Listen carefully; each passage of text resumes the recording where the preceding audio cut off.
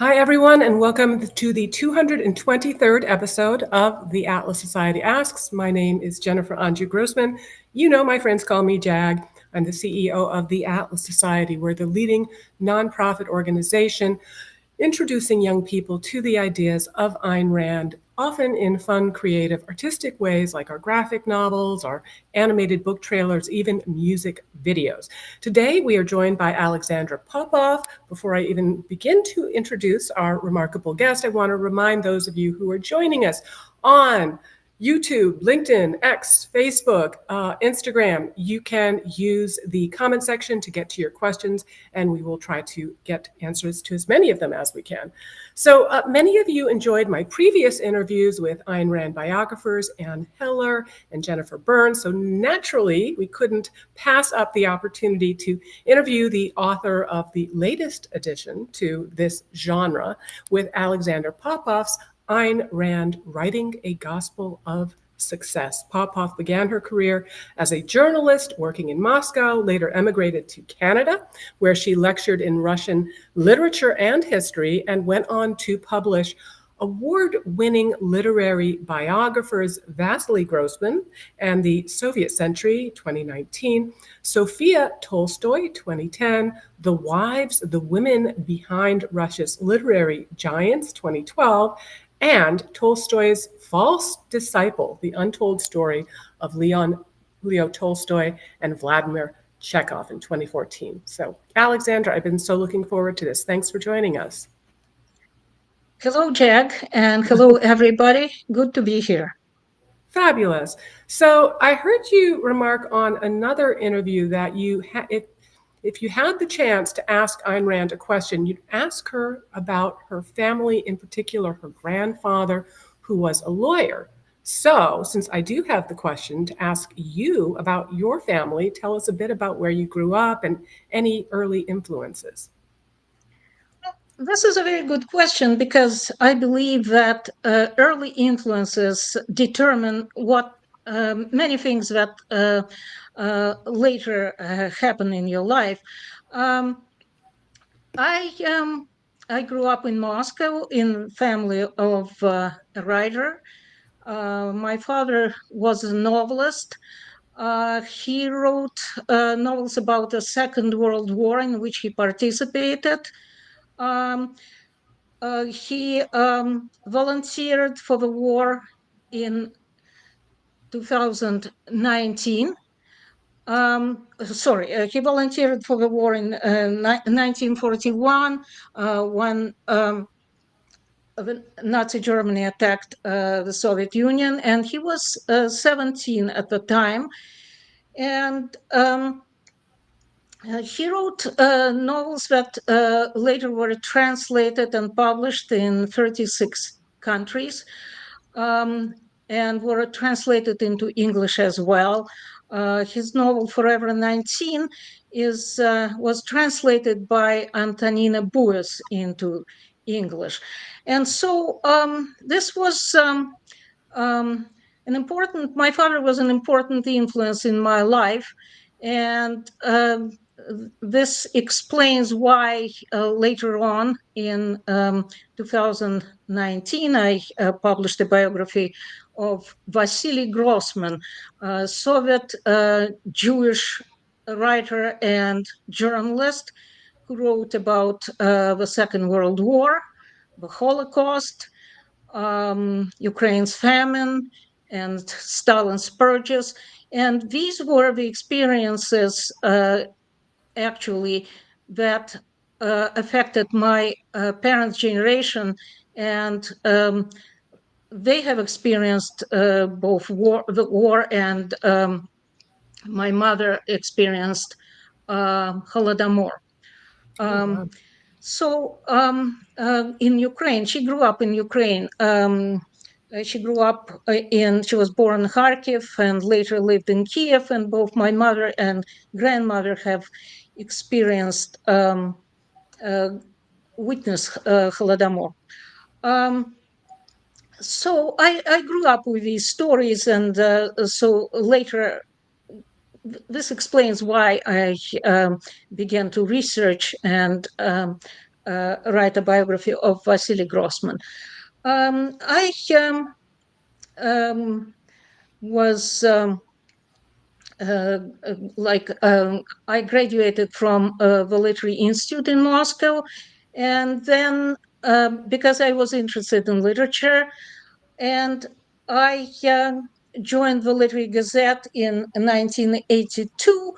This was a newspaper for intelligentsia, and it was actually a very popular newspaper. Its circulation was in millions. So, working in the Soviet Union, growing up, I mean, I can hardly imagine your mother and your grandmother's experience in Ukraine, but what was, life like for you? You left Moscow, I think, in 1991 after the end of the Soviet regime. What was it like growing up there and pursuing a career behind the Iron Curtain? Well, I actually, in 1991, I was on fellowship in America, and fellowship was in the Philadelphia Inquirer newspaper. So in August 1991, we were standing in the newsroom in the Philadelphia Inquirer and watching the events of the anti-Gorbachev hardline coup, which took place in August. It weakened. It was a failed coup, of course, and on the one hand, it inspired the democratic movement, and it also weakened Gorbachev. So when I returned to Moscow in December 1991, this is when the Soviet Union disintegrated, and I practically returned to a different country. It was already not the USSR, it was the Russian Federation. I returned to Moscow. Now, to the question how I was growing up, I can remember how we lived in those days. And it was just like in Orwell's 1984, double think, double speak. We, of course, were all thirsting for truth, but we knew that you could not utter it in official settings, like in school and so on. So I remember my father would walk me to school and would prepare me for a political information report that I had to make in school. And he would give me two accounts. One account of events, world events, would be what I was supposed to say in school. And the other account would be what was really happening at this time in our country and in the world. And the way he would know the actual events, the factual, not appear in our newspapers. And he listened to the Voice of America. Through jammings, he would be able to hear what was actually happening in our country and in the world.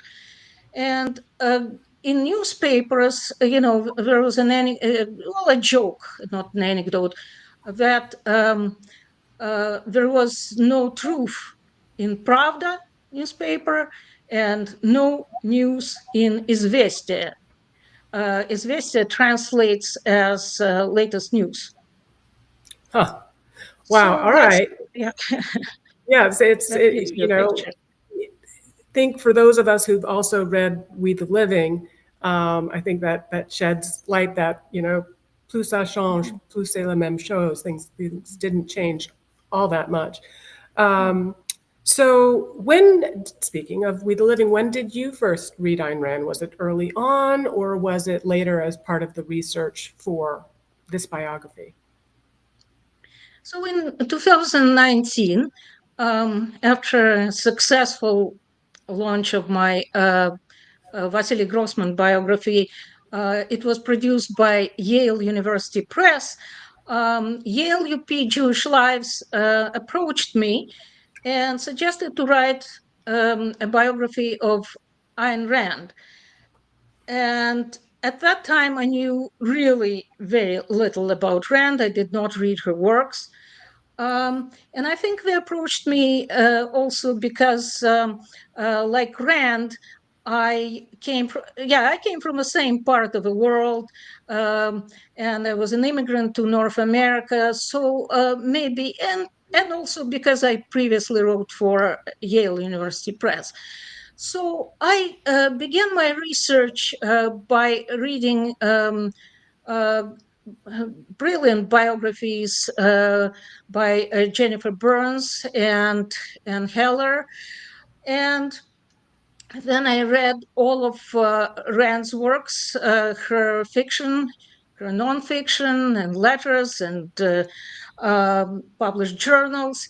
And in early 2020, I was very concerned with that, whether the Ayn Rand Institute would give me access to the archives, because my previous books were written. Um, I worked in Russian archives, and I couldn't imagine not contributing anything new.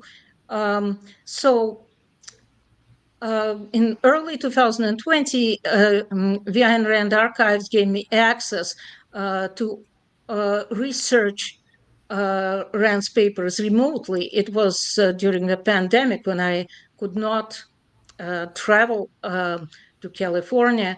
So it was very beneficial because I was able to read in original um, all of the letters written by Rand's family and her cousins and extended family.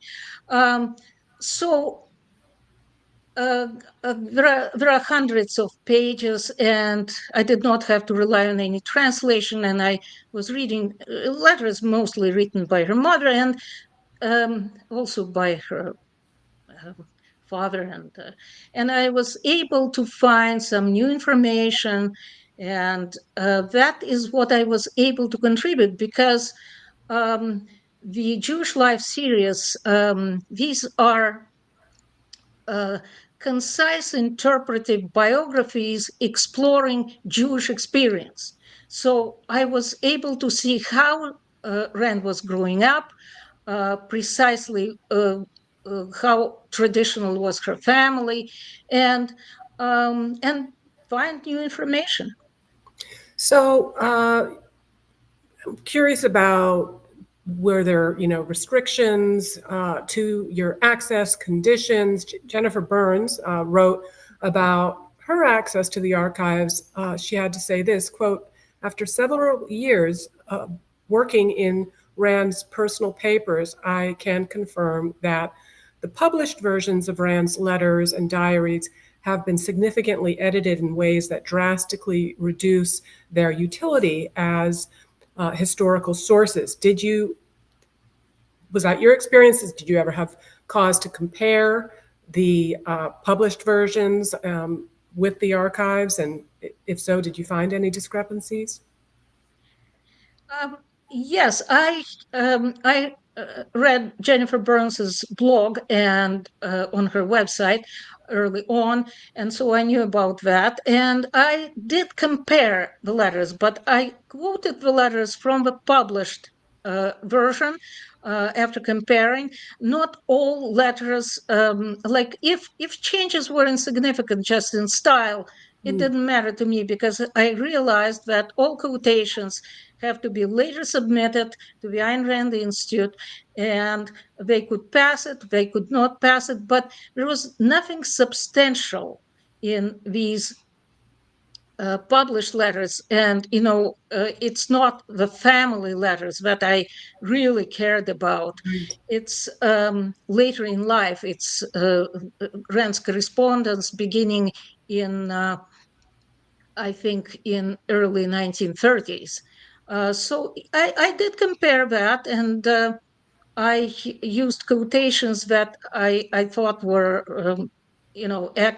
accurately represented what she was thinking about and what she wrote Yeah, about. yeah. So, I mean, just for those of you who are just joining us, the focus of this particular biography, Ayn Rand, writing the Gospel of Success, is a bit different. You know, Jennifer Burns was part of her focus was looking at these different writers in the context of their intellectual movements of the day.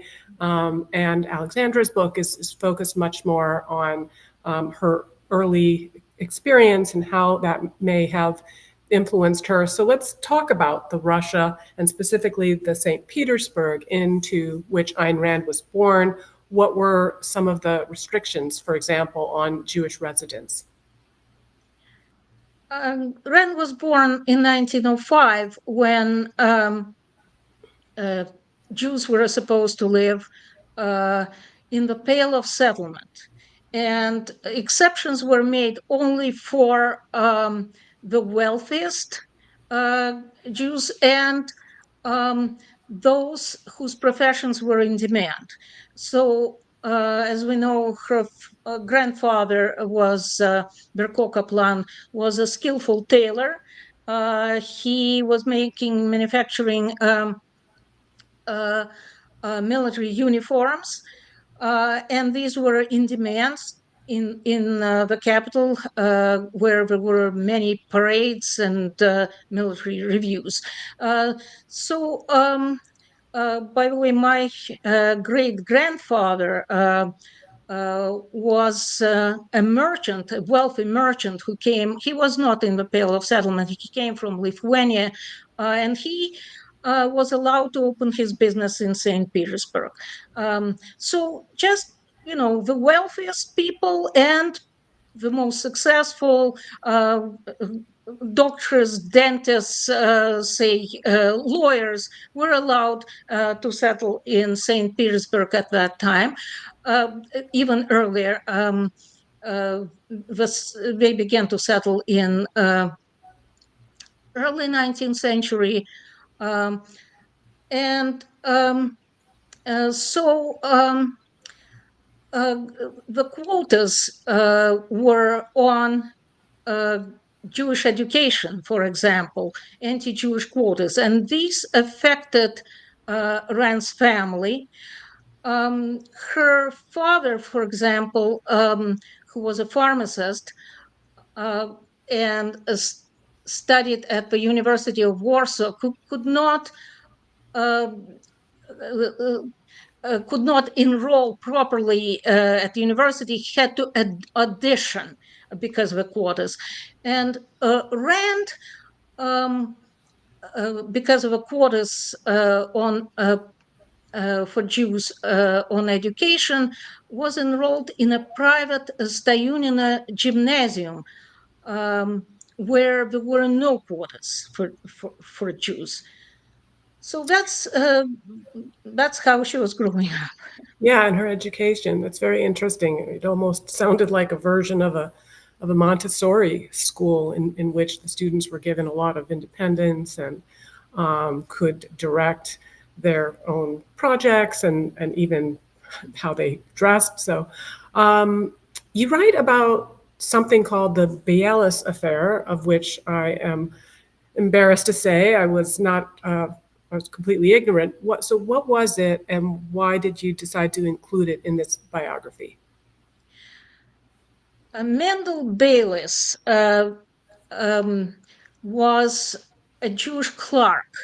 Now, the Baylis affair in Russia, um, which took place before the First World War, is usually compared to the Dreyfus affair in France. Uh, that dragged on for many years and was concluded 1906. Alfred Dreyfus was an French artillery officer of Jewish descent, and he was falsely accused of treason. So the two affairs exposed government anti-Semitism, and that's why they were compared. Mendel Baylis affair was about the most infamous reemergence of blood libel since the Middle Ages in Russia. And it divided the society almost precisely the way the French society was divided during the Dreyfus affair. So the intellectuals and Jewish lawyers were defending um, um, this innocent clerk who was accused of ritual murder. Um, and government lawyers were accusing him of something he had not done. In Stayunina Gymnasium, where Rand would study beginning in 1914, girls discussed this affair. They knew about it. Every Jewish family knew about it. And the outcome of this affair uh,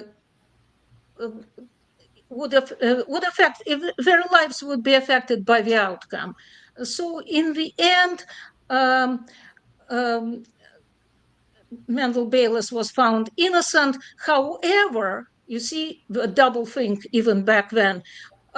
It was ruled that this was a ritual murder, even as the Christian boy was killed by criminals. So I included that to provide some background, because everyone at this time before World War I would know about this affair.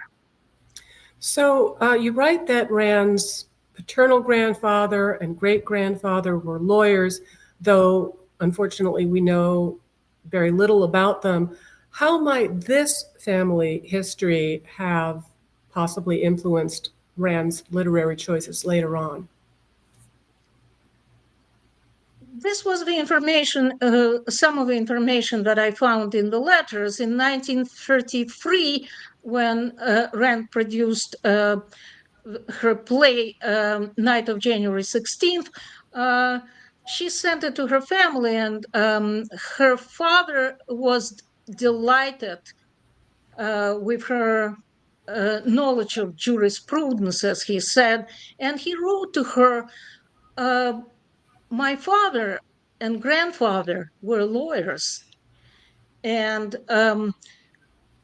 he did not, unfortunately, he did not say where they practiced law, and he did not give their names.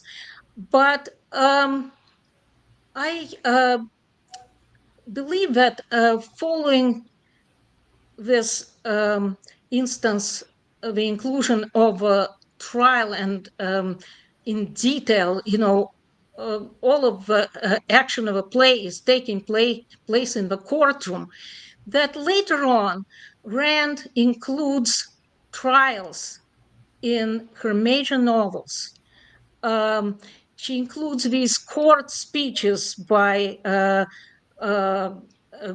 Rourke, and there are court speeches also in Atlas Shrugged. So I believe it was her way uh, of fighting for justice, of something that influenced her, that she knew that her father, grandparents were on her father's side were lawyers, and that was, I think, part of the influence. Even as I'm not saying this in my book, but there is a suggestion there, so I want the reader to make this connection. Ayn Rand's relationship with her mother was at times contentious, and in We the Living, her depiction of Kira's mother is not particularly flattering. That's why I was impressed how in your biography you bring out several examples of Anna Borisovna's practicality, the lengths that she went to try and care for her children and provide for their education. What are some of those examples? Yes, well, I think that We the Living is, of course, the most autobiographical of Rand's works. However, we cannot assume that Rand, you can rely on Rand's description there of her family. I think her family is dwarfed in this novel. Her mother was a very talented woman. I could see that from the letters. She cared deeply about Rand's talent. Rand alone had a separate room in their uh, apartment. The mother really was following and encouraging Rand's writings, not the father, but the mother. She was, I think she had literary talent, judging by the letters. So when Rand produced her first play called Balaganchik, Anna Borisovna took that play to her friends who were well-known theater directors and who praised that play. And so that was Rand's first success. But even earlier, when Rand was growing up at age 7, she later recalled in one of her columns written for Los Angeles Times, she said that at age 7 she would be in bed and would hear her mother read the novel 93 by Victor Hugo about counter-revolutionary revolts during the French Revolution of 1793. And that she remembered that sense of drama. She could only hear some snatches of that reading. And then later herself, she read Hugo. Hugo was the writer who influenced, she believed, her career. He influenced her to become a writer, she would say. So, and when, so that was one of the influences. And then when she was also small, her mother subscribed to a French children's magazine where Rand read an adventure story, Mysterious Valley. She remembered that story her whole life, her heroic characters, the archetypes for her heroic characters came, she thought, were inspired by the story. So those were early influences, and I think her mother did a very good job there. But I also think that, that education doesn't start in school. It starts at home, and that's where influences, you become influenced by what? Albert Einstein, I want to read about his words about Jewish tradition. It's a moral tradition, he said in the book The World as I See It. A moral tradition of respect for cultural values and achievements. And I think that that's what Rand absorbed in childhood. He also says in the same book about Jewish tradition and values, life is sacred. This is to say, it is the supreme value to which all other values are subordinate. And in We the Living, we remember Rand's words, you and I, we believe in life. And John Galt, in his speech, speaks of a single axiom: existence exists, and of single choice to live. The rest proceeds from this. Yeah, I was also impressed just by some of the more prosaic things that her mother did. Again, coming from a rather impressive background and relative affluence, but found herself raising chickens and finding, melons and feeding those to her family when that was the cheapest food available and keeping them alive. Yes. So, Yes. Her mother kept kashrut, so observed kashrut, kosher diets. Um, she, there were these traditional values. They did not influence.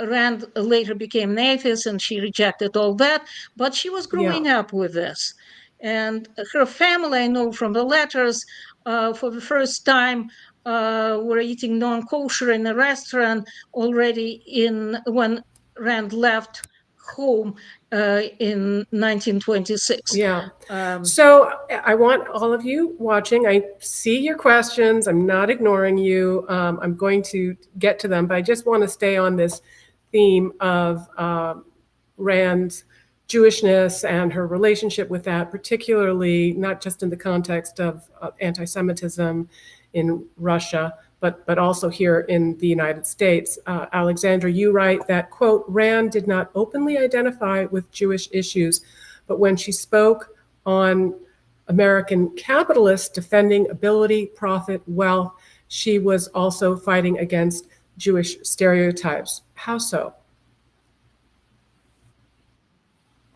um, yes, if we look even at what she wrote during in the 1940s when she uh, uh, wrote a screen guide for Americans. She was associated with a motion picture alliance. She wrote, these were a number of don't. The guide for American filmmakers. Don't smear wealth, don't smear success, don't smear profit motif. Um, so these were principles, um, uh, uh, anti-communist and in defense of capitalism, but also against stereotyping Jews as greedy businessmen.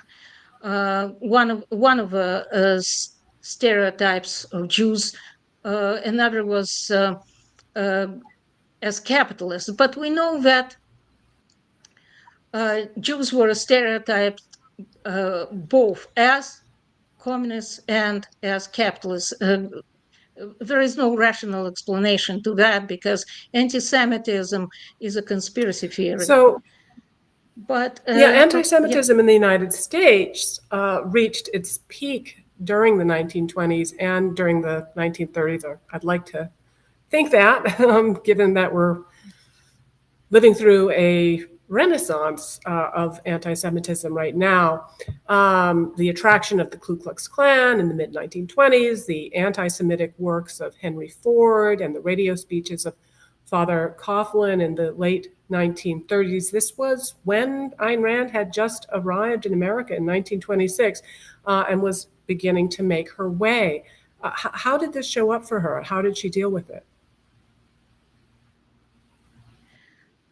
anti-Semitism always existed, and it existed in America. It was strong during the interwar period that you mentioned. It also existed in the 1940s. We can remember Charles Lindbergh, the aviator, who produced his fame, by the way, could compare with that of President Roosevelt. And he produced a Jewish, he produced an anti-Semitic newspaper. But even in the 1960s, Rand resigned as a speaker from uh, a radio brought a radio station after an obscene anti-Semitic poem was read on the air. Now, how she dealt with that? We know that Rand chose a pseudonym. Many of Hollywood producers and actors and writers did not reveal their Jewish names at the time. They did not produce films about Jews. And Rand's characters do not have Jewish names, but typically um, uh, they're modeled often on Jews. For example, the character of Keating, we know that the inspiration for this character was a phrase by Marcella Rablin, who was Jewish and who worked in Hollywood. And then That was, with of course, that was the exchange um, in which Rand asked her yeah, about, what would make her second, happy, and second hand. Yeah. she said, "Well, if my neighbor didn't have a car, I would want to have a car. If my neighbor had two cars, then I would want to have three cars." That it was really, based on this second-handed sense of self-esteem. All right, I'm getting to the questions, guys. Let's see. We'll try to get to them quickly because there are quite a few, Alexandra. So don't feel like you need to give a particularly long answer. We can always pass on ones if they are something you'd rather not talk about. My Modern Galt, always regular, asks, Alexandra, did you have to actively self-censor yourself while working on Soviet newspapers? And have you ever had to do that in Western newspapers? Well, in the Soviet newspapers, everything was simple. You write what you write, and then later it has to go. I worked for a weekly newspaper, so later it had to go through all these stages. And of course, there was Soviet censorship, and of course, they would take things out, and certain stories would never appear. Like in 1982, when I joined the newspaper, many of my stories did not appear. But already in 1985, Gorbachev glasnost, that doesn't mean that there was no censorship. There was still censorship. But we were able to say more. And at this time, during Gorbachev glasnost, the circulation of this newspaper rose to 6 million copies because we were able to publish stories about the actual Soviet history, Stalin's purges, and so on. Now, I did not censor myself, but they say that people during that time wrote with kind of an inner censor. I cannot remember that, frankly. I wrote what I wanted to write, but yeah, not everything would be published, Wow. not at all. And then later when I became a biographer here, began to publish my stories. Again, I chose my topics. Uh, this biography is the Okay. Alan Turner asks, looking at the Russia of the past 20 years, do you think it still resembles anything like the Soviet Union? well, we're all the way back to the Soviet Union right now with Putin. Putin gradually was bringing back uh, all all uh, all the negative things that we had in the Soviet Union. Um, so right now there is, if we're talking about writing and writers, there is censorship, of course, but uh, there is no freedom in the country anymore. There is a list of almost 900 uh, foreign agents, that is, people who do not think like Putin, uh, who oppose his war. Um, so life is, and there are around 900 political prisoners even more than during the time when I was growing up under Brezhnev.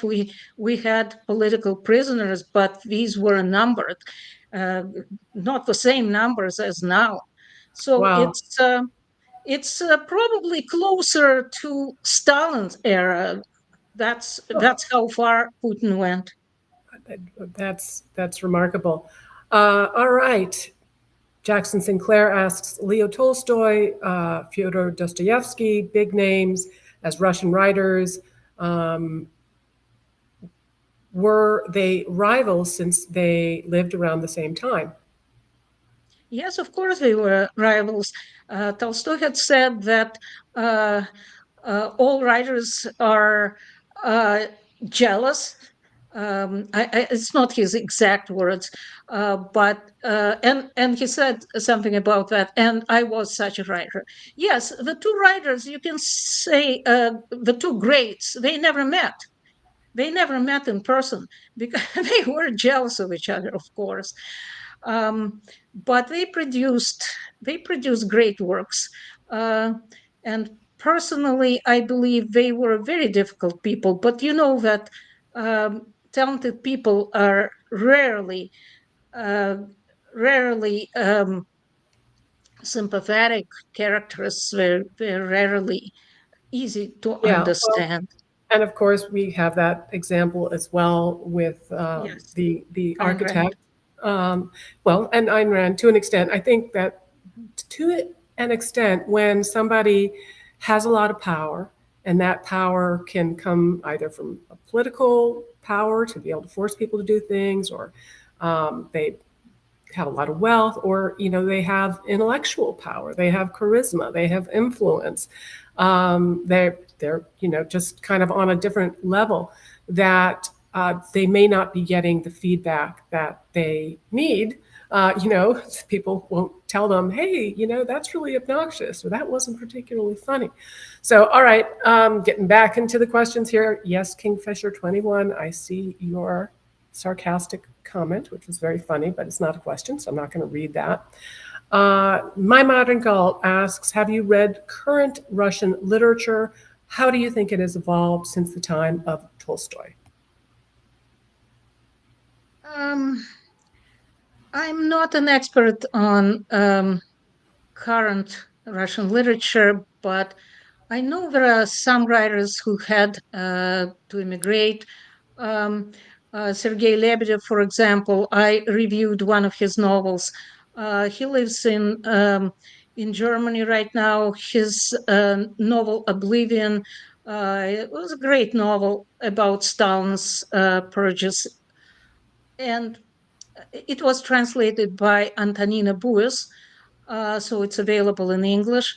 Uh, he's concerned with memory, how his generation is living in the country um, where memory was prohibited. It's only during Gorbachev perestroika that it was allowed for us to explore how millions perished in the Gulag. And we oftentimes don't know their names. So Stalin committed similar genocides to Hitler, but if we know about the Holocaust, we do not know in the world doesn't know very much about Stalin's repressions and Stalin's genocide. So this is one writer who is trying to fathom it. Um, there were certainly other writers, but Not on the as level, I not said, on the yeah. level of Rand or Tolstoy or Dostoevsky. I guess that's the takeaway. So Alexander Cohen says, Alexandra, you published a bio of Rand as part of a series of Jewish biographies. He wants to know how much of a background in Judaism and or Yiddishkeit did she get growing up in St. Petersburg? For example, did she know any Hebrew or Yiddish? This is what I learned from the letters. No, Rand did not know Hebrew, but she knew some Yiddish. Her Yiddish-speaking grandfather, maternal grandfather, lived with a family. And Rand's first telegram from America to her grandfather was in Yiddish, and it's in this book. So she did know some Yiddish. All right, so we have just 15 minutes left, so I'm going to return to some of my questions.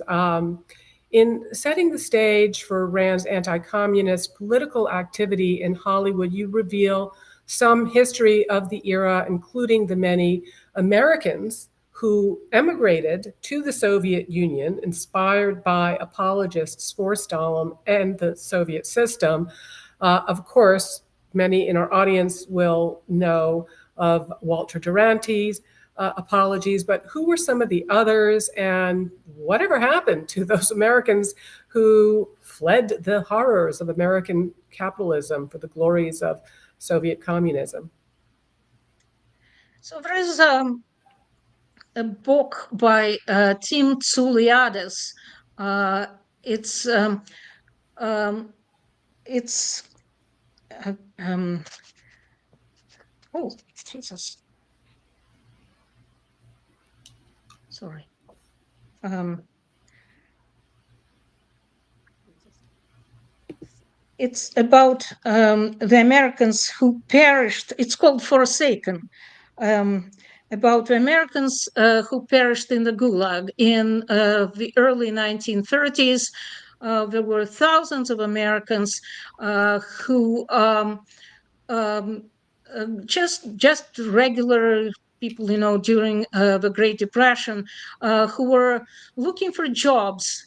And in a search of jobs, thousands of Americans sailed to the Soviet Union, um, and they never returned.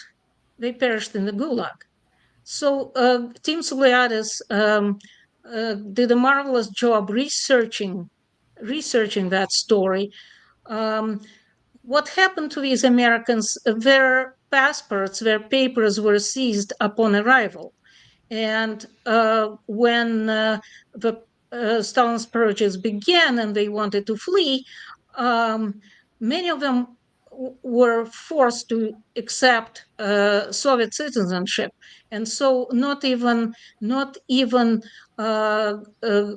American embassy that was opened by then in Moscow could help, or was willing to help. Now, with other names, I can probably mention such apologists as George Bernard Shaw. His he traveled to the Soviet Union. He was one of the biggest apologists for Stalin. Others were Anatole France, Romain Rolland, American journalists Anna Louise Strong, Ella Winter. And in Hollywood, there were anti-Nazi leagues and other leagues joined by famous playwrights and script writers.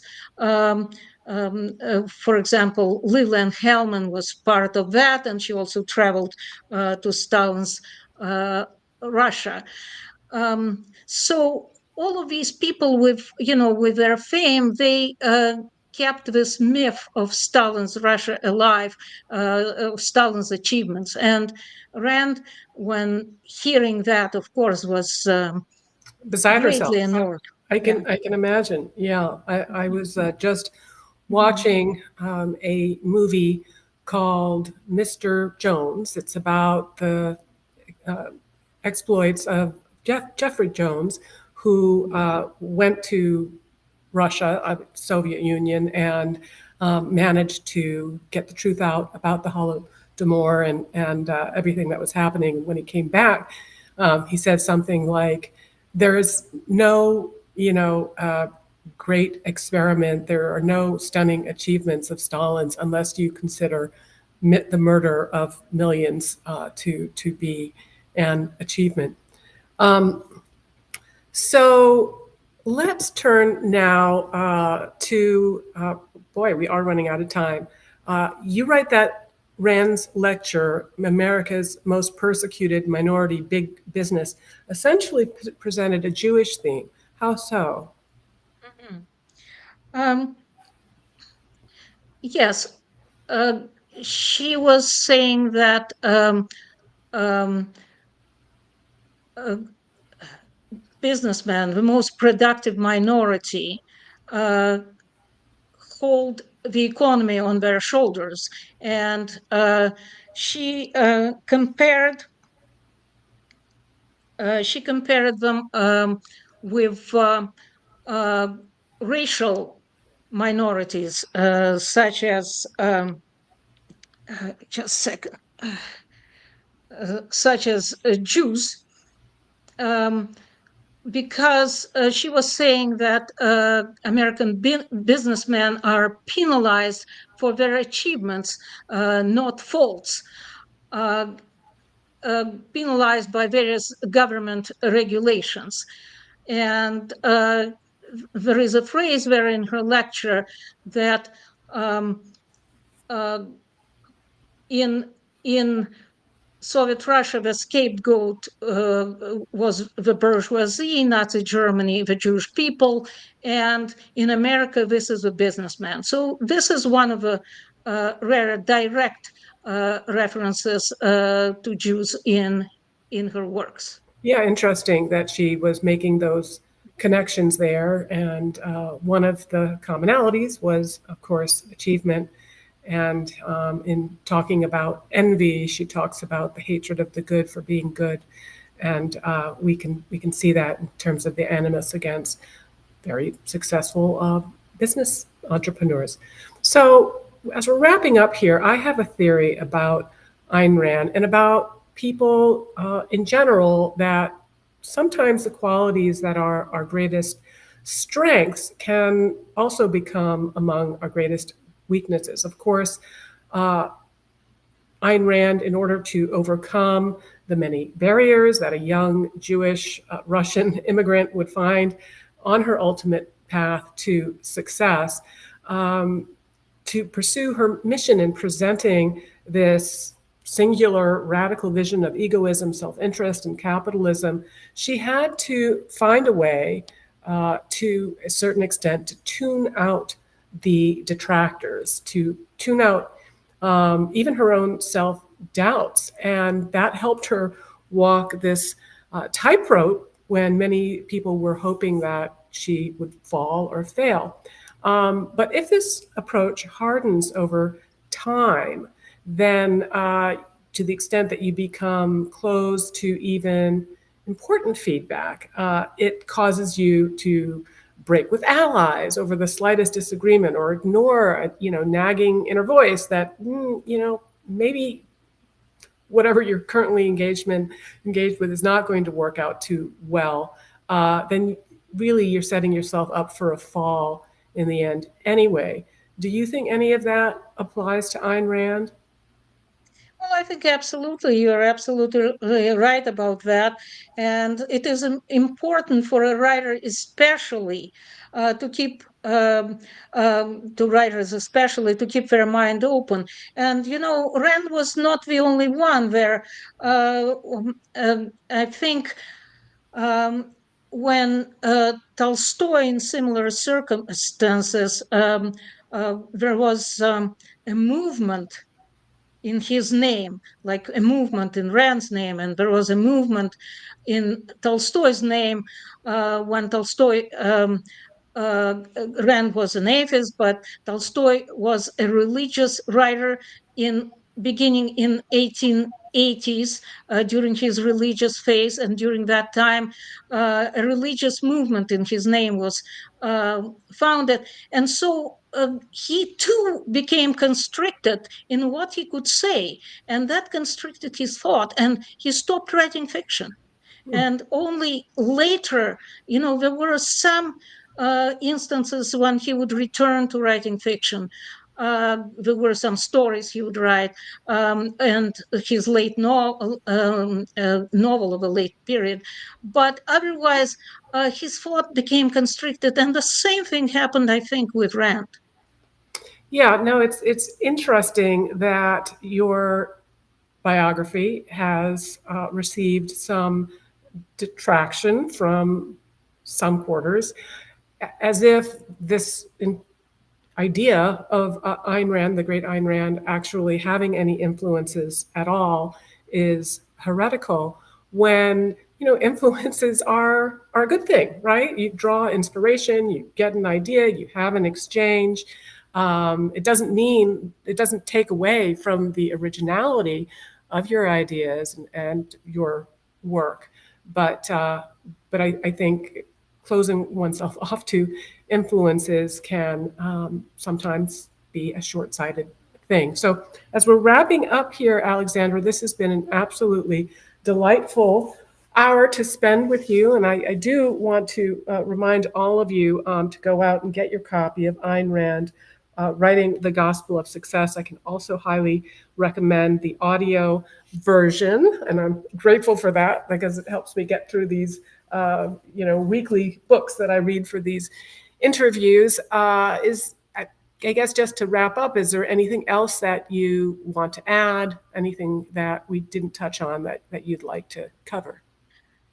Well, I was wondering about some critics of this book who found it difficult to fathom that Rand's biography could come out in Jewish lives.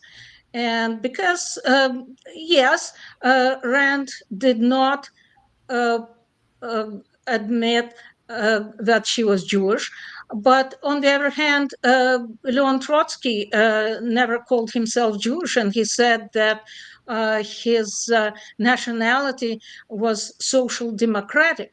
But I think that it is important that the book identifying Rand as Jewish comes out today, comes out now during um, the during unprecedented rise of anti-Semitism in both North America and the world.